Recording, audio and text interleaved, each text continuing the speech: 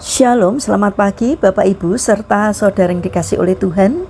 Kiranya berkat, damai sejahtera dan sukacita dari Tuhan Yesus Kristus senantiasa menyertai kita sekalian.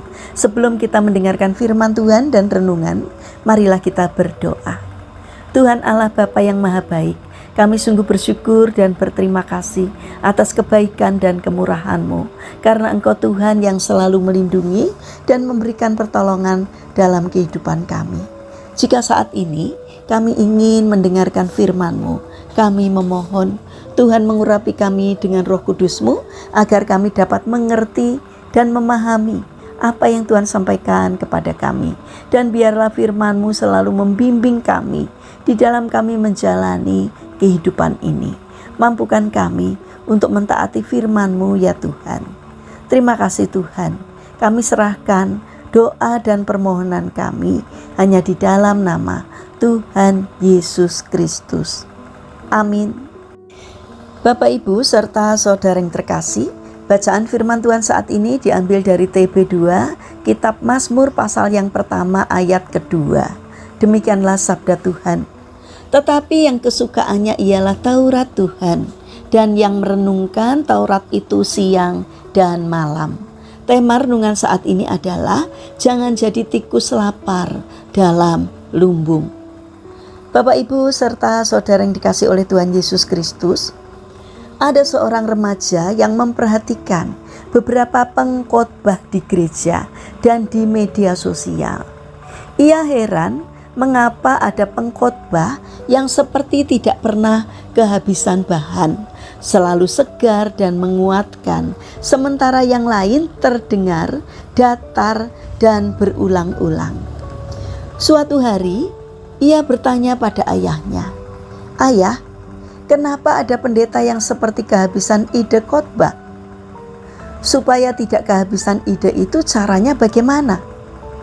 Sang ayah tersenyum dan menjawab singkat, "Bagai tikus mati kelaparan di lumbung yang penuh padi." Maksud ayahnya sederhana, tapi menusuk. Alkitab itu bagaikan lumbung yang penuh dengan padi, melimpah, kaya, dan tidak pernah habis. Jika ada orang yang kehabisan ide, sebenarnya masalahnya bukan pada kurangnya bahan, tetapi pada kemauannya untuk sungguh-sungguh menggali firman Tuhan. Lumbungnya penuh, tetapi ia tidak mau makan. Pemazmur dalam Mazmur yang pertama menggambarkan orang yang berbahagia sebagai orang yang menjauhkan diri dari kejahatan dan menjadikan Taurat Tuhan sebagai kesukaannya, merenungkannya siang dan malam. Orang seperti ini diibaratkan seperti pohon yang ditanam di tepi aliran air yang menghasilkan buah pada musimnya dan tidak layu daunnya. Ia selalu segar, tidak kering, dan hidupnya berdampak. Ada ilustrasi demikian. Bayangkan dua siswa yang sama-sama punya buku pelajaran sangat lengkap. Siswa pertama hanya menjadikan buku itu pajangan di rak. Siswa yang kedua membacanya setiap hari, memberi tanda, mencatat, dan mempraktikkannya. Ketika ujian tiba, siapa yang siap? Tentu yang tekun belajar. Begitu juga dengan hidup rohani kita. Firman Tuhan sudah ada di tangan kita, bahkan di HP kita.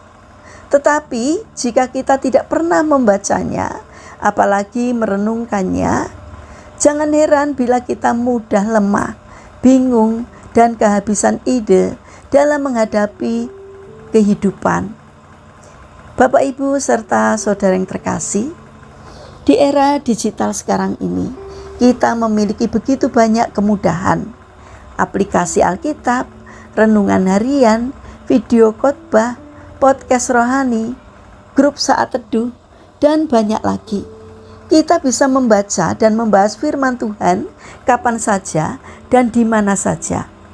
Ini adalah kesempatan emas untuk bertumbuh dalam pengenalan akan Tuhan. Sayang sekali jika semua fasilitas ini hanya jadi pajangan di ponsel, sementara hati kita tetap kosong. Bapak, Ibu, serta saudara yang terkasih, kunci menerima berkat dari firman bukan sekedar mendengar sekali, dua kali, melainkan merenungkan dan menghidupinya. Firman Tuhan yang direnungkan siang dan malam akan mengalir menjadi inspirasi, kekuatan, dan hikmat bagi setiap keputusan dan langkah hidup kita. Jangan sampai kita seperti tikus lapar di tengah lumbung padi. Firman sudah tersedia, sekarang tinggal kemauan kita untuk datang, membaca, merenungkan, dan taat melakukannya. Mari kita bangun karakter tekun membaca dan merenungkan firman Tuhan serta melakukannya. Mari kita berdoa. Tuhan Yesus yang Maha Baik, terima kasih untuk firman-Mu yang begitu kaya dan tidak pernah habis. Ampuni kami kalau selama ini sering mengabaikan firman-Mu, padahal Engkau sudah menyediakan begitu banyak kesempatan untuk belajar dan merenungkannya.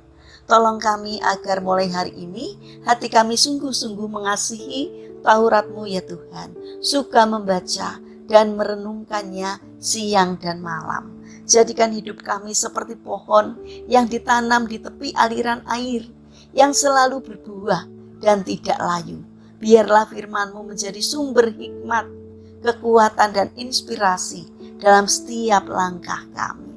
Terima kasih Bapa. Saat ini kami berdoa bagi saudara-saudara kami yang mengalami pergumulan dan kesulitan hidup. Kiranya mereka tidak menyerah dalam menghadapi kesulitan. Kiranya Tuhan berkenan hadir untuk memberikan pertolongan. Saat ini kami berdoa bagi mereka yang terbaring sakit atau lemah fisik. Kami mohon belas kasih dan kemurahan-Mu. Kiranya Tuhan berkenan hadir untuk menjamah dan menyembuhkannya. Terima kasih Bapa. Kami ingin serahkan seluruh aktivitas kami hari ini ke dalam tangan Tuhan. Kami memohon Tuhan yang menolong dan memberkati kami, sehingga apa yang kami kerjakan boleh berkenan di hadapan Tuhan, dan apa yang kami lakukan boleh mendatangkan berkat dan sukacita, tidak hanya bagi diri kami, namun juga bagi sesama kami. Terima kasih Bapa.